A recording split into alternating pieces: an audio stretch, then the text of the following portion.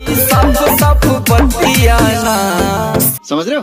सड़िया हला दो बलम कलकतिया आजे में झालर मोतिया। डीजे कुंदन राजा का हाल बा भाई लोग, आशा करतनी कि अच्छा होगा, मस्त होगा। तो भाई लोग बहुत खुशी के बात बा कि समर सिंह के जेल से रिहा होते ही गाना आ गई। आप लोग इंट्रो में सुननी आ जाए कि सड़िया ला दो बलम कलकतिया जे में झालर मोतिया ना, तो गाना बहुत तेजी से वायरल होता है। आप लोग साइड में देख लें, इंटरफेस लागल बा, Samar Singh official channel YouTube पर बा, जाके सर्च करी, गाना सुनी और इंजॉय ली। और आगे क्या कहतनी कि समर सिंह के बारे में जेल से रिहा हो गई बना, सत्य भैया सत्य के थोड़ा लेट होला मगर अनहेर ना होला। तो भाई समर सिंह अच्छा रहा, उनका के रिहा होइल बा, झूठ मूठ के माने कि फंसावर है, आज उनके माने कि कोर्ट से जमानत हो गई, अपन आके घरे आते ही सॉन्ग अपलोड हो गई भैया। तो जाके सॉन्ग के सुनी और समर सिंह के बारे में आप कमेंट करी कि समर सिंह अच्छा बना का बना खराब बना। हमके नया सॉन्ग आइला तो हम आप लोग के देखावे खातिर हमारा रहना कैला, हम अपन श्रोता लोग के